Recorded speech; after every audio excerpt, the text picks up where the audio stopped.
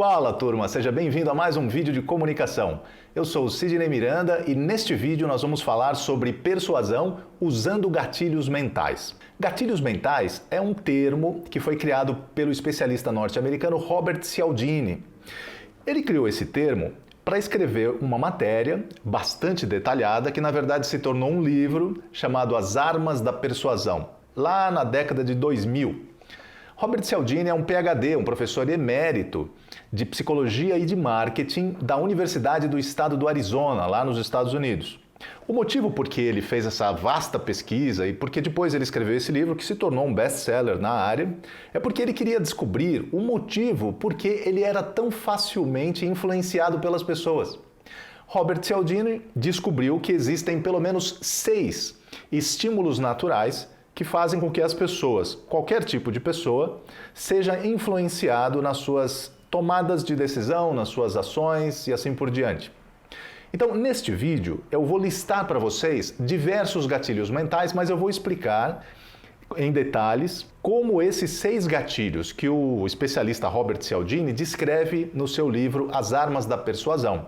E nós vamos um pouco mais além. Eu vou explicar para você como é que você usa esses recursos de uma forma bem simples nas suas falas no dia a dia ou nos seus discursos. Vamos começar pelo gatilho da autoridade. Todos nós reconhecemos o notório saber. As pessoas têm o hábito de perseguir, de ir atrás de pessoas que conhecem muito sobre alguma coisa que elas têm interesse em descobrir. Então, a autoridade é um tipo de persuasão das pessoas que têm muito conhecimento. Normalmente, a gente não vai querer ir atrás de pessoas que não sabem nada a respeito de algum tema que nós estamos buscando, ou que sabem menos do que nós. Por isso que é muito comum que a gente acabe perseguindo, indo atrás e valorizando pessoas que demonstram muito conhecimento. E a autoridade é um gatilho mental, porque quando nós estamos diante dessas pessoas, nós raramente questionamos os conhecimentos que elas nos deixam à disposição. Agora, você pode me perguntar, como é que eu uso o gatilho da autoridade? Bem, primeira coisa, a pessoa precisa realmente ter muito conhecimento, não é? Então, o gatilho da autoridade, ele é construído na medida em que essa pessoa disponibiliza os seus conhecimentos. Quanto mais você deixar os seus conhecimentos disponíveis para que as pessoas tenham acesso a ele, mais essas pessoas vão dizer que você é uma pessoa que tem autoridade. Então, a afirmação da autoridade vem de quem acessa os conhecimentos, não é de quem tem os conhecimentos, ok? Então, se você é uma pessoa que tem conhecimento e quer usar o gatilho da autoridade, você precisa começar a disponibilizar os seus conhecimentos para que as pessoas, tendo acesso, confiram a você esta autoridade. É assim que se faz. Você não deve, então, afirmar a própria autoridade, porque isso não vai dar o mesmo efeito. E se você quiser saber como desenvolver a sua autoridade, uma das coisas que você pode fazer é, por exemplo, escrever um livro. Uma outra coisa é dar palestras, ajudar pessoas com os conhecimentos que você tem, tornando estas coisas, essas ações, públicas, de forma que as pessoas, de forma geral, tenham mais acesso a essas suas ações. O segundo gatilho é o da escassez. Normalmente as pessoas dão mais valor para as coisas que têm uma oferta limitada.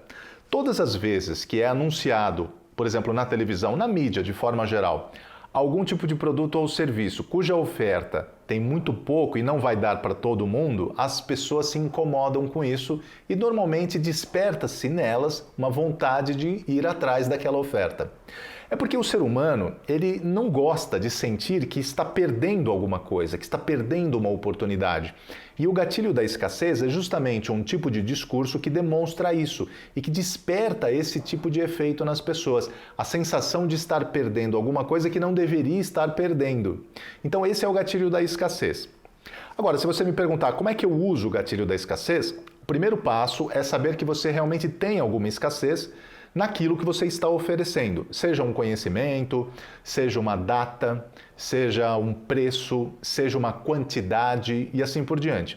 Escassez, ela pode se dar por vários aspectos. Você precisa saber qual é a coisa que está faltando na oferta ou no conteúdo que você está oferecendo.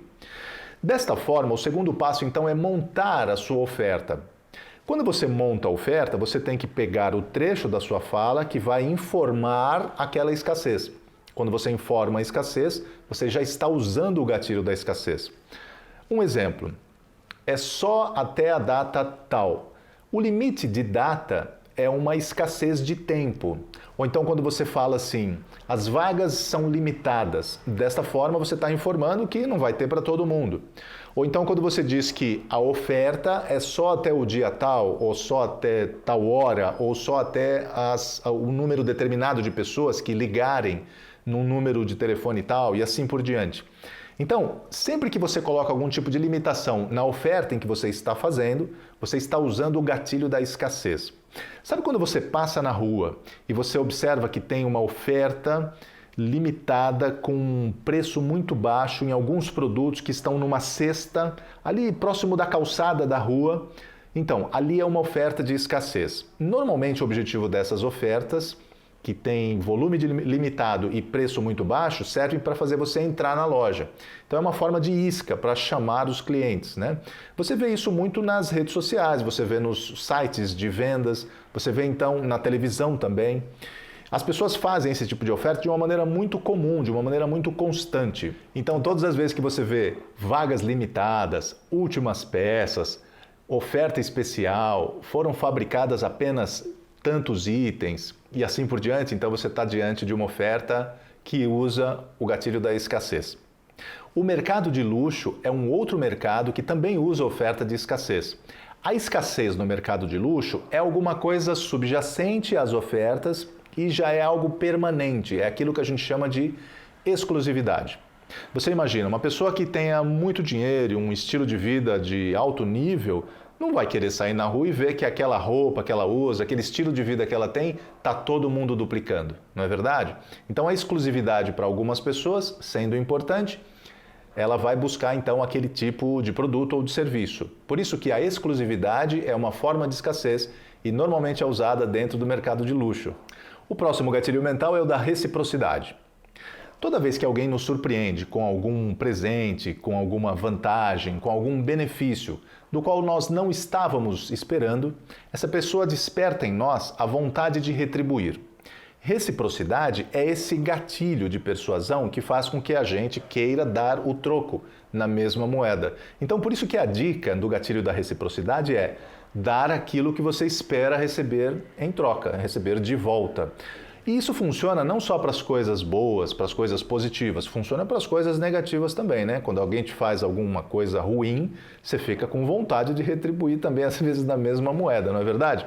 Então, por isso que é considerado um gatilho persuasivo natural. E como é que você usa o gatilho da reciprocidade nas suas falas, nos seus discursos? Sempre que você quiser causar esse tipo de reação nas pessoas, de reciprocidade, você deve oferecer algo para elas.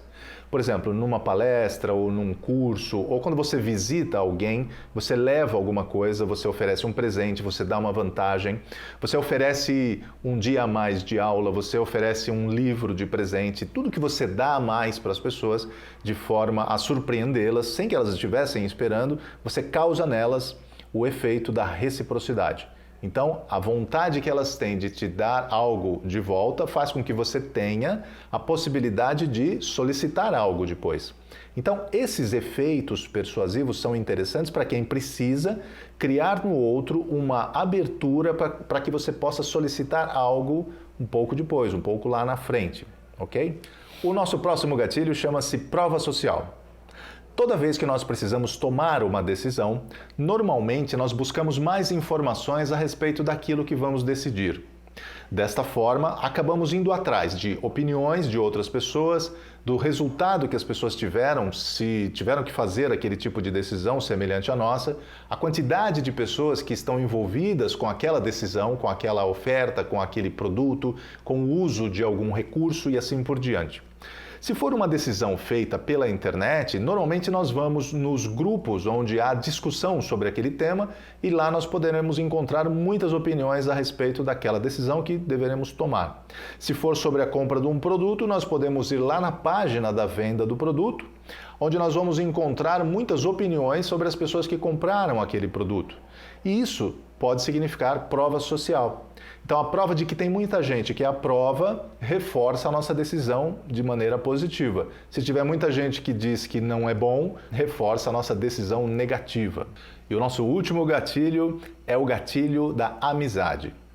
O gatilho da amizade diz o seguinte: as pessoas, elas estão mais abertas, elas estão mais disponíveis em atender solicitações e pedidos de pessoas que elas confiam mais.